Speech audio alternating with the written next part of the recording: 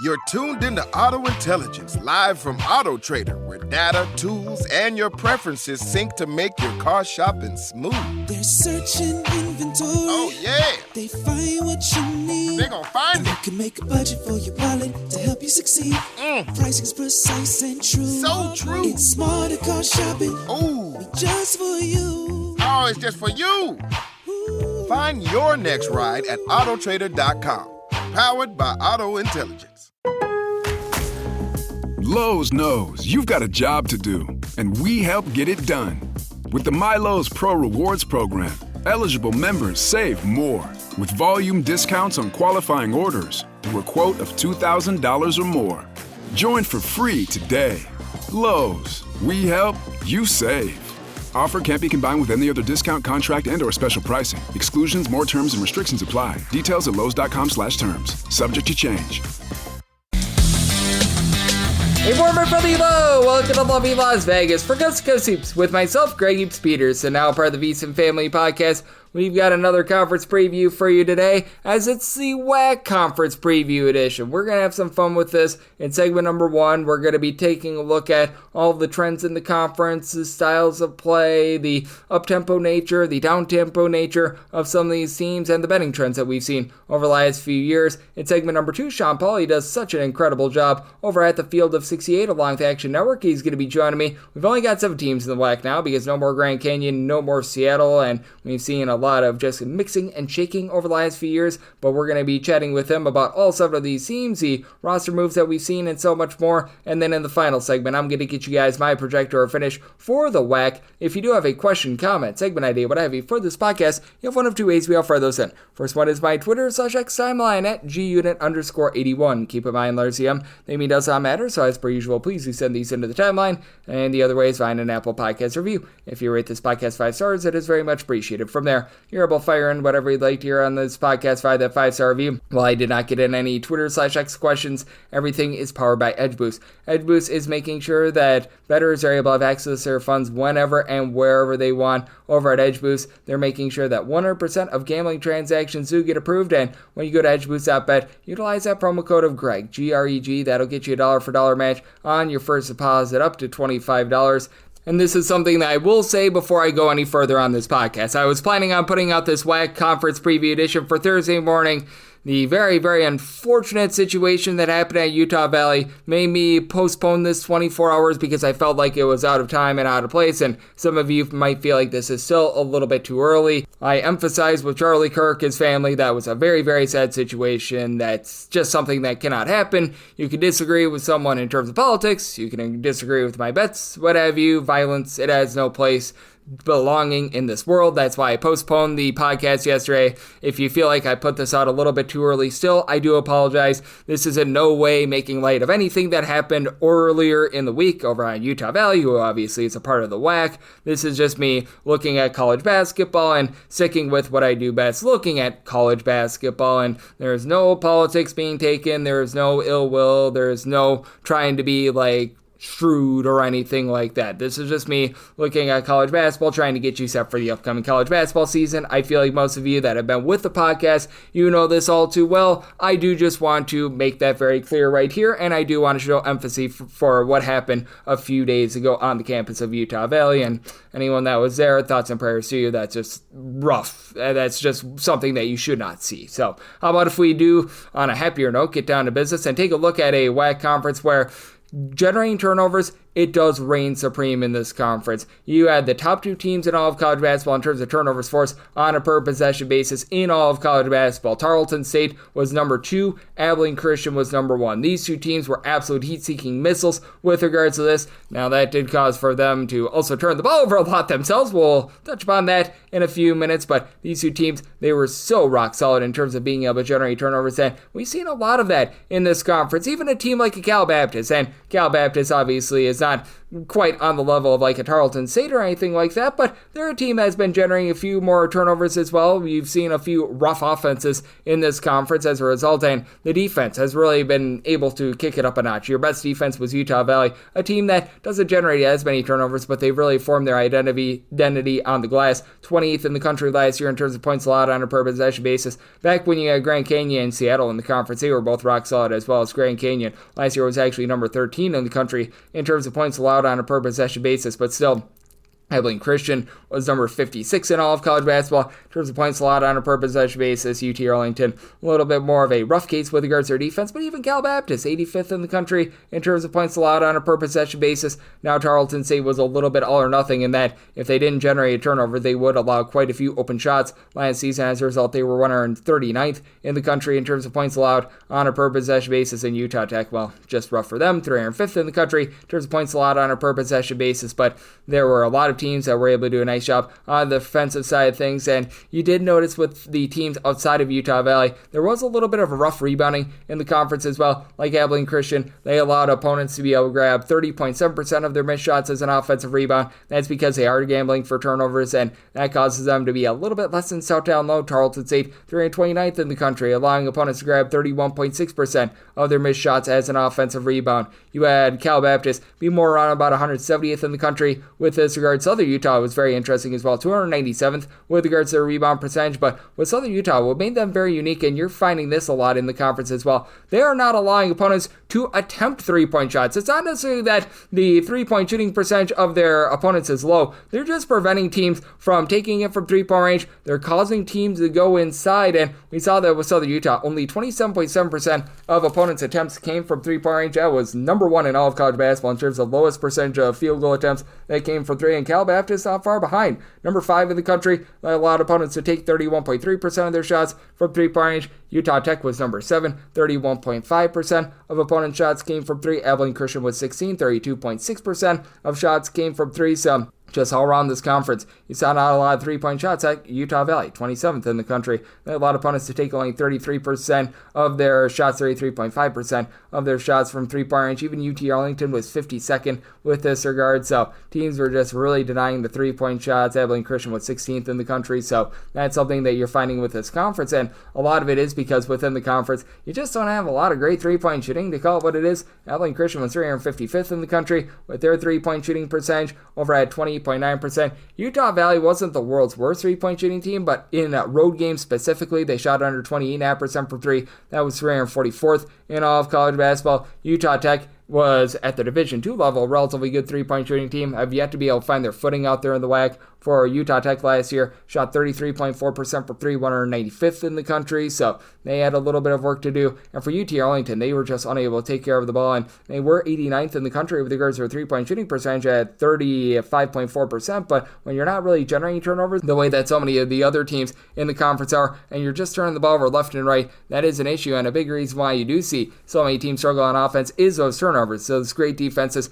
in this conference, as Tarleton State, out of 364 Division I teams, they were 364th in terms of turnovers on a per possession basis on offense. They turned the ball over on 24.6% of their offensive possessions. For Southern Utah, they were not too far behind, 358th, 21.1% of their possessions ended in a turnover. Abilene Christian, 20.3% of their possessions ended in a turnover. That was 350th in all of college basketball. Cal Baptist was a team that had a little bit of a tough time taking care of the ball as well. They were 215th in the country with regards to their ball security. Again, with UT Arlington, they were outside the top 300 as well, specifically 305th. So that did cause for a lot of teams to just not necessarily be able to excel on the offensive side of things. These were teams that were very much better on the defensive side of things, like Abilene Christian, 344th in the country in terms of points scored on a per possession basis. Tarleton State was 362nd with this regard. Southern Utah, they were 347. So you did have quite a few teams that they just left something to be desired on offense. Even Utah Tech, who they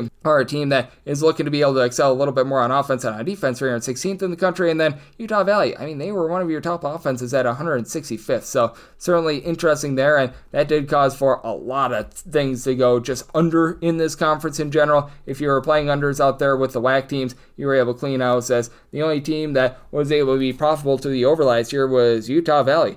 17 overs to 15 unders, you need to hit at least 52.38% on a minus 110 spread to be profitable. So they were the lone team there. As Grand Canyon was 17 overs to 16 unders, obviously they're gone there, but lots of teams were underwhelming. Now UT Arlington and Utah Tech, they both played just one more under rather than the over, so both of these teams hovering right around 51.6% to the under. But Tarleton State, 18 unders to 13 overs. Abilene Christian, 16 unders to 14 overs. Cal Baptist, 17 unders to 15 overs. And then your demonstrative team was Southern Utah, 18 unders, 9 overs, and a push. And a lot of this is because you've got relatively mid-tempo teams. These are not teams that are necessarily looking to just run it and gun it. These are not necessarily teams that are going to be playing at a snail's pace either. Now, Cal Baptist a few seasons ago was an incredibly slow team, but they've been more around about league average over the last few seasons, 204th in the country in terms of total possessions per game. And Abilene Christian was a pretty up-tempo team last year, 81st in the country in terms of total possessions per game. Southern Utah was 90th in the country. Again, are these teams absolutely gripping it and ripping it? No, but I mean, they're not super duper slow. Tarleton State was one of your slower teams, 250th in the country in terms of total possessions per game. UT Arlington slowed down a little bit from 2 seasons ago, but still 133rd in the country in terms of total possessions per game as well. So a lot of mid-tempo teams that simply aren't necessarily hitting a lot of shots, and I do think that it's very interesting that when it came to conference games and conference games only, that's where you really saw a lot of these teams start to hit to the under, as Grand Canyon was your top over team within the conference, 11 overs to 8 unders in conference play, and then Utah Valley, 10 overs to 9 unders, but Seattle, who's no longer with the conference, 14 unders to 4 overs in conference play. Cal Baptist, 11 unders to 7 overs. Southern Utah, 11 unders to 6 overs. Abilene Christian, you had 10 unders to 7 overs, and then 9 unders to 8 overs for both Tarleton State, along with UT Arlington as well. And if you're looking at against the spread record, as you've got a conference that now has a lot of California and Texas schools in there, which I find that to be very intriguing. Not like the world's worst travel, but at the same time, it is quite a bit of travel, and you did have a lot of teams that just did not make you money last year. Like Utah Valley and Tarleton State were the only teams that hit at least 50% of their games against the spread. Utah Valley 19-13 against the spread. Tarleton State 17-14 against the spread. Cal Baptist really brought up the rear as they were dealing with just inconsistency with their offense, 11-21 against the spread. You had Southern Utah go 11-17 against the spread. Grand Canyon is no longer with the conference, 13-20 against the spread. And then you had a lot of teams one game below 500, Utah Tech, UT Arlington, and Abilene Christian. So not like big time money pits or anything like that, but still teams that just were not able to make you a lot of money in general. And that's just because you had a lot of bad non-conference play from these teams. Outside the conference, you had only one team be able to hit more than 50% of their games against the spread. UT Arlington at 7-5 against the spread. You had Grand Canyon be absolutely atrocious at 3-11 against the spread outside the conference. Seattle was 4-8 against the spread outside the conference. Utah Valley, Abilene Christian both went 5-8. Cal Baptist 4-10 against the spread, and then that caused for a lot of the underdogs to be just adjusted a little bit more, and as a result, you had a lot of the underdogs just not be able to excel in this conference. You were able to get actually a little bit more of a discount on the favorites, as so Utah's an underdog with 7-12 against the spread. Abilene Christian was 6-10-1 against the spread as a underdog. Cal Baptist 4-6 against the spread as a dog. Utah Tech 12-14 against the spread as a dog. You had Tarleton State and Utah Valley both be one game below 500 as an underdog, so not too bad there, but I mean, it was a case where the favorites were really able to reign supreme, and with regards to this as well, because I mentioned it, with regards to the travel, you just had none of these teams be able to make you money on the road. Cal Baptist and UT Arlington were 6-6 and 7-7 respectively on the road, 50% against the spread. They were the only teams that were at 500 against the spread away from home. Grand Canyon was 2-7 against the spread away from home. Tarleton State was 5-10 against the spread away from home. Utah Tech 6-10 against the spread on the road. Seattle, Abilene Christian 6-9 against the spread away from home. Utah Valley 7-10 against the spread away from home, and Southern Utah 7-8 against the spread away from home. So a fun conference indeed, and we'll dive into it more and look at all these rosters with our good friend Sean Paulo. Does great work over at the Field of 68 along with Action Network. On the flip side here on Coast to Coast Seats with myself, Greg Peterson, now part of the Beast and Family Podcast, the WAC Conference Preview Edition. When a cold has you down, it's the little comforts that lift you up. A warm blanket, a cup of tea, and a tissue that actually feels good on your skin. Infused with aloe, Kleenex Cooling Plus Aloe provides a hint of cooling freshness to help your skin feel restored. So whether your skin is feeling dry, chafed, or irritated, you're only one wipe away from helping it feel relieved. The next time you have a cold, get a hint of instant cooling relief with new Kleenex Cooling Plus Aloe. For whatever happens next, grab Kleenex.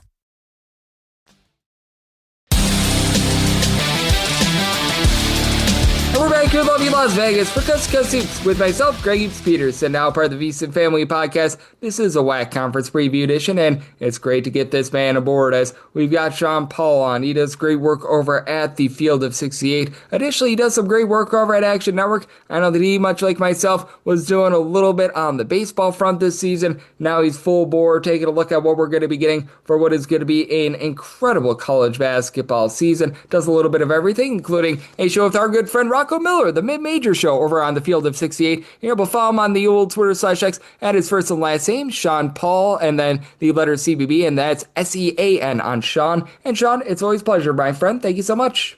Yeah, absolutely. Thanks for having me, Greg. Absolutely. We're going to have a lot of fun taking a look at this conference, and we've only got 7 teams this season, and this is a team that was just all sorts of banged up last year with Tarleton State, and I was just still a little bit surprised that they stuck with Billy Gillespie instead of going to the interim coaching regime that we saw be so successful a few seasons ago, but I do feel like there might be a little bit of upside here with bringing in Dior Johnson. Freddie Hicks, if he can actually remain healthy and out there on the court this season, is big, and we know that Tarleton State is going to generate turnovers. I think the big question is, can they upgrade that offense that was one of the worst in all of college basketball last season? Yeah, I like this Tarleton State team a lot, and when you have a conference that features just 7 teams and you have a player of Dior Johnson's caliber who could easily be a 18 to 20 point per game guy. I know he didn't show that at UCF last season, but that was more just he was the 4th or 5th guard on the roster. He didn't have a lot of opportunity, but you look at when he did have that opportunity during the college basketball crown, he had 13 points against Villanova in 20 minutes in the semifinals, I believe, or the quarterfinals, one of the two. He had a very good game there. He had a really good season at the junior college level the year before. I think he's going to be one of the top scorers in college basketball on a point-per-game basis this season. And they were also able to bring Chris Mpaka back. He transferred to California Baptist briefly, but then decided to come back to Tarleton State. Osipher Owens coming over from Lemoyne. That's going to be a pretty solid interior for them. But again, like in a league that doesn't have a ton of teams, a league that doesn't have a ton of talent from top to bottom, having one player in Dior Johnson can really carry a team, and then you have a good interior. I like the Tarleton State team, and they could definitely surprise some people. Yep, I think so as well. And then a team that has a very similar style is Abilene Christian, because Tarleton State was number 2 in the country in terms of turnovers forced on a per possession basis, while Abilene Christian was number 1. And I love the fact that Keon Williams is back for this team. He was their top scorer last season, a guy that began his career over at Oklahoma State, so clearly has a high caliber of talent there. You also bring in a guy in Rich Smith who was able to do a nice job of being able to dole out the ball, give you a few assists, and then, I'm going to say this name incorrectly, Darian Newton. He comes on over from Grambling, where he's shooting like 47% from 3, and that's been always a big thing for Abilene Christian. They're hit or miss from 3-point range, but I think that this team has all the goods to be able to perhaps be able to win this conference. I think that they've got that much upside and that much chemistry from a system that, in my opinion, really requires chemistry and playing with one another for a while. Yeah, Keon Williams, I mean, he's a big-time player, and he really showed that last season after coming over from Oklahoma State. Thought it was a great get when they made it happen, and he really showed out last season. They added a guard from the non-D1 level in Zai Wright. He's a 6'5" guard, shot 34% from 3 last season, or 35% from 3, 45% from the field, and averaged 14 points per game. He's kind of what this team was missing last season. They didn't really have that true bucket getter with some size. It was usually just force those turnovers, straight line drives, try to make everything happen in transition. If that didn't work, they probably weren't scoring a whole lot of points. But having a guy like Zai Wright could allow them to play a little bit more comfortable in the half-court setting. I think he'll be a really good piece for this team.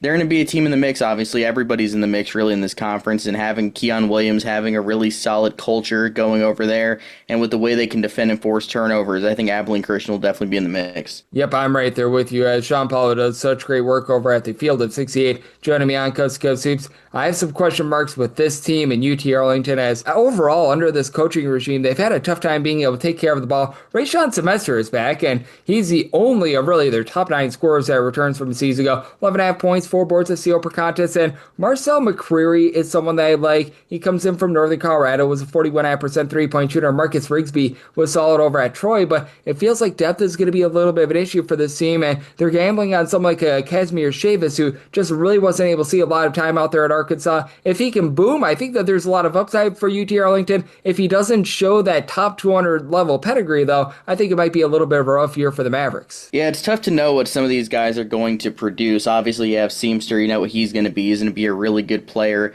on the interior for UT Arlington. But someone I'm really looking at is Stoney Hadnot, coming over from South Dakota State. Averaged 6 points and 4 rebounds per game as a freshman. He can play the 3 and play the 4, probably more of a 4 on this team, a small ball 4. I think he'll be really solid for UT Arlington this season. Their guard play, I don't think it's what it's been in past years. They've had some really good guards in the past, and I just don't see that established quite yet. Chavis could be that guy, but ultimately we'll have to see it really play out first. I would have liked to see them get a more established point guard, but they didn't really have that option out there, I guess. So I don't see them winning the conference, but they definitely have some solid pieces. They'll need a lot to go right, though. Yep, I'm right there with you. For UT Arlington, do have some question marks, and Lance Ware did so much for that team in conference play last season. Not having a guy like that is certainly going to be hurting them. And this has been a team ever since they came up to the Division I level that they just frankly have had their struggles with Utah Tech. Now, I like the fact that they add Ethan Potter from within the state over at Utah Valley, guy that's able to give you 7 points, 4 boards, shoots the ball from 3, and they've got some size now. Samuel Aribi, hopefully I said that correct. He's able to give you about 6 rebounds at a block and half per contest. Nate Bologna comes on over from St. Bonaventure as well, so I like that, but I'm just questioning where the guard production is going to be coming from. Lance Trejulo, he comes on over from Snow Community College. He was able to be rock solid there, and then you're relying upon Boston Harker from Garden City Community College to be a point guard. I just feel like the Utah Tech backcourt is really going to hold them back this year. Yeah, what it really comes down to here is Noah Belonga. Is he's going to become a guy for this Utah Tech team. He averaged 2 points per game at St. Bonaventure last year, but he's 6'8", 180, he's long, athletic. If he can develop into what his upside could be, then Utah Tech could be in a really decent spot compared to where they've been in past years. And Ethan Potter is a guy, like you said, 7 points per game last year on a really good Utah Valley team, but he only played 16 minutes per game. Put him in a bigger role on this team, and that could easily be 12, 13 points per game. I think he'll wind up being their best player. Does that lead to a lot of wins? Maybe, maybe not. The rest of their roster is just really, not knowing a ton about it. I mean, there's just not a ton of proven players on this roster, so it'll really take some time to see what they have here. Again, probably going to finish near the middle to bottom of the league, but when there's only 7 teams, you just need a few good weeks to go your way, and anything can happen. Yep, and these teams are going to play each other 3 times, so we're going to have some very nice intrigue out there, and I think that this team is going to be very intriguing as well, as it's a interesting bunch with Southern Utah where they just don't allow teams to shoot threes. 27.7% of opponents' shots came from three-point range last season. That was the lowest in all of college basketball, and I think there's upside here. Tommy Jackson was a guy that was solid over at Colorado State a few seasons ago, 10-point per game scorer, probably going to need a little bit more help in the backcourt, but if Isaiah Cottrell can live up to his billing, began his career over at West Virginia, just a lot of injury-riddled years over at UNLV, he's got some upside, and Jaden Farola was a nice 39% three-point shooter at 6'8" at Holy Cross. Could I see this going wrong for Southern Utah? Sure, but I look at the pieces, and I do think that there's some upside and some room for improvement for a team that, it was sour for them in the second half of the season, but in non-conference play, against teams like Loyola Chicago, they were competitive. Yeah, I think this is a team I see finishing top 3 in the league. You have a really good guard in Tavi Jackson, 10 points per game last year for Southern Utah, and then you add in a couple of shooters in Jaden Farrow, who was a double-digit scorer, shot close to 40% from 3 last year for Holy Cross. And then you have Dylan Jones, who will really benefit from Jackson's driving ability. He's another guy, 9 points per game as a junior at Fairleigh Dickinson, and shot 39% from 3 on 6.5 threes per game. So he's a volume shooter, and he really makes them. So having those 2 guys as shooting options with Jackson, his ability to drive, makes up for some of the issues Jackson has, because he's not really a shooter, but he's quick. He can get to the hoop. He makes a lot of plays and will make his teammates better. And then you have 2 big men, one being Isaiah Cottrell, like you mentioned, a guy who was a very highly touted recruit back in his recruiting days at West Virginia.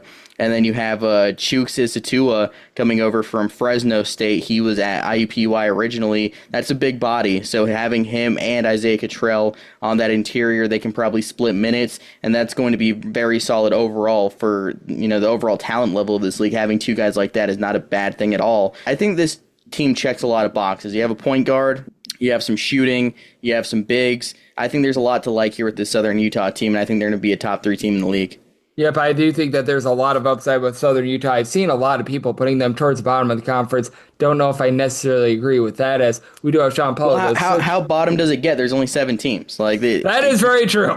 I mean, I'm talking like bottom 3. The Bart Torvik rankings do not really like Southern Utah very much. Agree to disagree. We are going to have some fun there, and this is going to be an interesting team because we've got Cal Baptist, who they just couldn't really make threes last year, but they do bring back quite a bit of that backcourt. Martell Williams is a guy that was able to shoot 37% from 3, and when you bring back a 19.5 point per game scorer and Dominique Daniels, that's Chris Impakba, he comes on over from Tarleton State. He was able to give the team a little bit over 5 rebounds per game. And Chiante Tremble was a really highly touted junior college guy 2 seasons ago over at Independence. He was averaging over 23 points per game, just did not get out there on the floor. Over at Southern Miss last season, it feels like this team has all the components to be able to make some noise, and bringing in Day Hall as well. That's a guy that I loved at Stephen F. Austin a few years ago. Yeah, this California Baptist team is going to be pretty interesting. Obviously, Dominique Daniels is everything for this team. What he did last year was really impressive. He's one of the best mid-major guards in college basketball, so the fact that they were able to get him back is big. You had Jaden Jackson from Northern Arizona. He averaged 12 points per game, 3 rebounds, 3 assists, can be a nice secondary ball handling option next to Daniels. But what it really comes down to, I feel like, is what everybody else is going to do besides those two. I don't think we quite know that. Martell Williams can help in that regard, but overall, they're going to need some help from other pieces. I don't know where that's coming from yet, but the top 3 is really good. I just don't know who else is going to be able to help this team. But again, when you have a player who can average 20 a game, you're going to have a chance to win your league. Yep, absolutely. And this is a team that they went 15-1 in the WAC when Grand Canyon was out there last year. That'd be Utah Valley. Now, they lose a ton from last year. They do maintain that point guard, though. Trayvon Leonard, who did a nice job doling it out, 5 assists per contest, going to need to pick up the scoring load, as he did shoot over 38% from 3-point last year. And, I mean, it feels like this has just become a landing spot for a lot of Central Florida guys, as Tyler Hendricks comes over from Central Florida. He was able to shoot in the mid-30s from 3-point range. Braden Housley is someone that I liked over at Southern Utah 2 years ago, just did not get out there on the floor over at Utah State last season. How do you look at this Utah Valley team? One that we know what we're going to get defensively out of them. I feel like the offense is a question mark. I think Tyler Hendricks really fits what this program wants to be on the defensive end of the floor. He's a guy who plays really hard. He's the brother of Taylor Hendricks, who's a first-round pick in the NBA. He also went to UCF. Just the way he plays got him minutes for UCF last year. He wasn't the most talented guy, but again, he had 3 straight double-digit games to begin the college basketball crown, all against high-major programs, Villanova, Cincinnati, and Oregon State, and he was mostly just used as an occasional defensive guy at UCF. If there's more scoring to what he has, that would be really big for this Utah Valley team. Maybe they see something that they feel like they can unlock a little bit in him. And they also had Sherman Weatherspoon IV. He's a transfer from Frank Phillips College, started at Valpo. He had a solid season at the JUCO level. Hayden Welling, another guy, his brother Carter Welling, transferred to Clemson. We'll see what role he's able to play this year. He's not as good as his brother, but he's a solid player who has experience in the system now. And then Isaac Hawkins, that's a guy that I actually like quite a bit. He is a 6'10" big man who went to College of Southern Idaho, a really good JUCO program. He can stretch the floor and shoot it. He's pretty athletic. I think he'll be a really nice piece for this Utah Valley team. And again, the culture matters here a lot. They have a really good point guard. They have really solid pieces with upside coming in to help him. They're not going to be as talented as they were last year because they had Dominic Nelson, who's at Iowa State, and Carter Welling, who's at Clemson. Those 2 guys were absolute monsters, but their culture and the way they play alone defensively will allow them to win a lot of games. So they deserve to be in the mix as one of the favorites in the league. Yep, absolutely. It's a Utah Valley team that they, even when Grand Canyon was out there the last few years, have been towards the top of this conference. And I mean, we saw their coach head on over to California a few years ago, and we saw that run that they were able to make in the NIT out here in lovely Las Vegas a few years ago as well. And a man that is always doing such a great job of locking in on this great game of college basketball, looking at all these teams, is you, Sean. I know that you are doing an incredible job over at the Field of 68. That mid-major show with you and Rocco Miller, I know that that's getting gassed up as well. So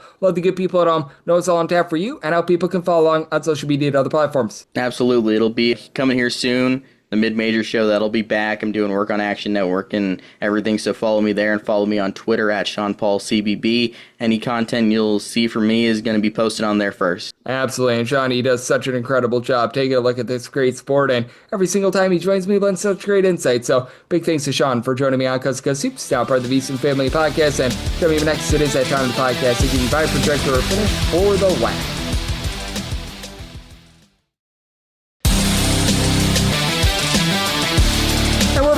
lovely Las Vegas for Coast to Coast Hoops with myself, Greg Hoops Peterson, now part of the VSiN Family Podcast. Always a pleasure to be able to get Sean Paul aboard. He does such amazing work taking a look at this great game that we all know and love of college basketball. Every single time he joins me, he lends such great insights, and he did so once again today. So big thanks to Sean for joining me in the last segment. Now it is that time of the podcast. I give you my projector or finish for the WAC. Now do note that as per usual, because I am doing a conference preview today, that means that the last 48 hours of news and notes, anything that we get from the, shall we say, Thursday newswire, that is going to be summarized on the podcast tomorrow, because I do want these conference preview podcasts to be evergreen. So if you're listening to this in the middle of September, early October, late October, to be able to get set for the upcoming season, you can listen to this at any time and just feel a little bit more informed. And how about if we do go with dead last in my projector or finish, it's Utah Tech. Now, I do think that there's a little bit of upside with Noah Bologna, who we were talking about with Sean Paul coming on over from St. Bonaventure. Really didn't see a lot of playing time there, but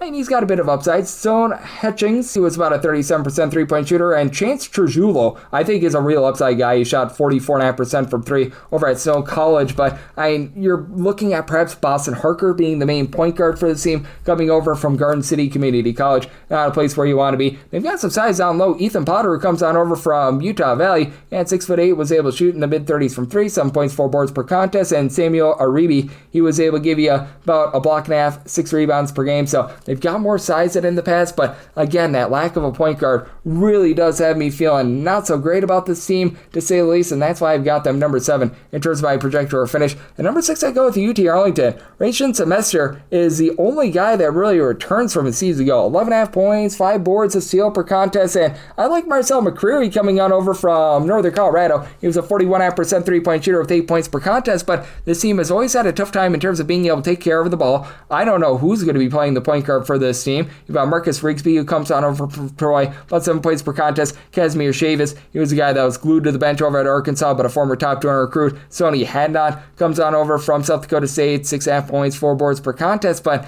you don't necessarily have a lot of depth with this team. You don't have that defined point guard. They don't generate turnovers the way that a lot of the other teams in this conference do. And UT Arlington had Lance Ware doing a little bit of everything towards the back half of the season. Not having a guy like that, I think, is really going to be hurting them. So I do think the UT Arlington do in for a little bit of a rough season. I've got them at number 6 in terms of my projector or finish. And number 5, I'm going to be going Southern Utah. A lot of places actually have them like dead last, which I question that. You've got Tavi Jackson returning, 10 points, 3 assists, steal and half per contest, began his career at Colorado State. Love that. Isaiah Cottrell is a big-time upside guy. Former recruit of West Virginia, just was unable to get out there on the floor over at West Virginia, but at 6'11", could be a really good shot blocker, or a guy that gives you a lot of size down low. Jaden Faroa, he comes on over from Holy Cross, 39% three-point shooter with 7.6 boards per contest in the Patriot League at 6'8" last season. Dylan Jones is a nice three-point shooter at 39% from Fairleigh Dickinson. So I think that this team has some upside. They've got a clear defensive style of not allowing teams to be able to pop it from three. They allowed opponents to shoot just 27.7% of their field goal attempts from three. That was the lowest mark in all of college basketball. And in my opinion, it took Rob Jeter a little bit longer than I expected to be able to find a bit of a groove here at Southern Utah. It's been a little bit up and down ever since he took over the program, but I do think that with him being able to take a little bit of stride forward in season number 2, I think that he takes a bit of a bigger one here with the chemistry and the guys that he has coming back from a season ago. So at number 5 in my projector finish, I'm going to be going Southern Utah, even though it is a little bit suspect when you might be getting down low out of this team. At number 4, I do go with Tarleton State. Tarleton State does have a lot of upside in my opinion. When you've got a guy like a Dior Johnson, who's a former top 50 recruit,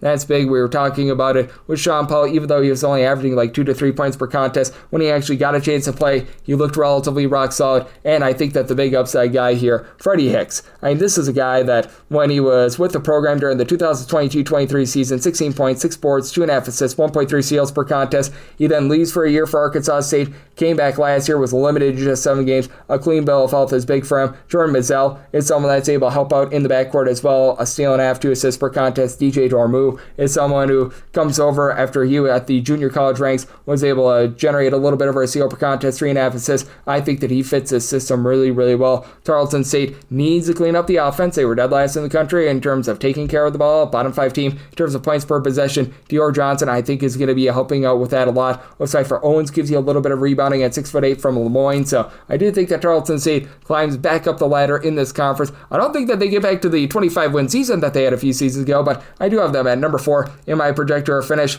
Number 3, I'd go with Cal Baptist. Might be a little bit of a top-heavy team, but when you got a guy that was able to average 19.6 points per contest like Dominique Daniels was a season ago, there's always upside there. Martell Williams, this is how he does it. 9 points on 37% three-point shooting. Day Hall is someone who was a double-figure scorer a few seasons ago over at Stone Cold Stephen F. Austin. Kristen Packa, he comes on over from Tarleton State where he was averaging about 5.5 rebounds per game. And Shantae Trimble, big-time upside guy. 2 years ago was a highly touted junior college guy over at Independence Community College. 23.3 points, 4.8 assists, steal and half per contest. Last year he was at Southern Miss, did not get out there on the floor. He's going to be able to add a bit of something.